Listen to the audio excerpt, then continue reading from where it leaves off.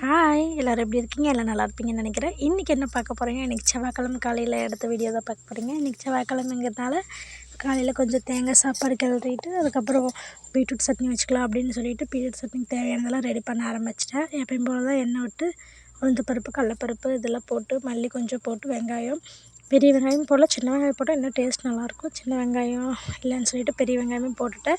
அதுக்கப்புறம் ஒரு தக்காளி போட்டுட்டு நல்லா இது பண்ணி விட்டுருந்தோம். அப்புறம் எவ்வளோ காய் எடுத்துருக்கோமோ அதுக்கு தகுந்த மாதிரி கொஞ்சம் எண்ணெய் நிறைய விட்டுக்கோங்க. அப்போ தான் கொஞ்சம் சட்னி டேஸ்ட்டாக வரும். அப்புறம் வரமிளகா, ஒரு பச்சை மிளகா, 2 வரமிளகா சேர்த்திக்கோங்க.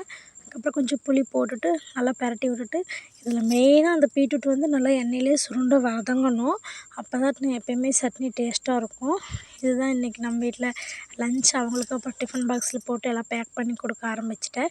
இப்போ தான் நம்ம சேனல் யாராவது ஃபஸ்ட் டைம் பார்க்குறீங்கன்னா சப்ஸ்கிரைபர் பண்ணி வச்சுக்கோங்க. வீடியோ பிடிச்சிருந்தால் லைக் பண்ணி கமெண்ட் பண்ணுங்கள்.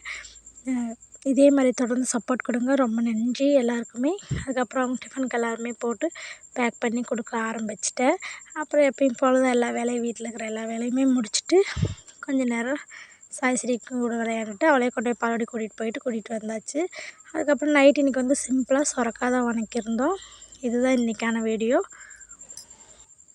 அதுக்கப்புறம் அம்மா காலையிலேயே வந்து கோதுமையெல்லாம் கொஞ்சம் சுத்தம் பண்ணி வச்சுட்டாங்க.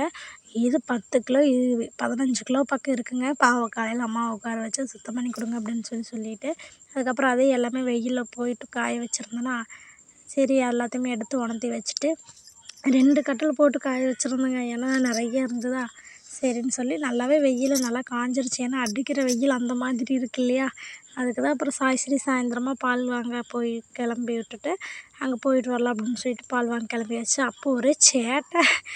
அந்த தம்பி வந்து சைக்கிள் விடுற மாதிரி வந்தால் பயந்துட்டு வந்து அம்மான்ட்டு இருந்தான். அப்புறம் போய் பால் வாங்கிட்டு வந்து வச்சுட்டு அவளுக்கு எல்லாமே காய வச்சுட்டு நைட் சாப்பாடும் சாப்பிட்டு படுத்தாச்சு. இதுதான் இன்றைக்கான வீடியோ. வீடியோ பிடிச்சிருந்தால் லைக் பண்ணுங்கள், கமெண்ட் பண்ணுங்கள். நம்ம சேனல் யாராவது இப்போ தான் ஃபஸ்ட் டைம் பார்க்குறீங்கன்னா சப்ஸ்கிரைப் பண்ணி வச்சுக்கோங்க. ரொம்ப நன்றி. தேங்க்ஸ் ஃபார் வாட்சிங். நாளை ஒரு வீடியோ சந்திக்கிறேன்.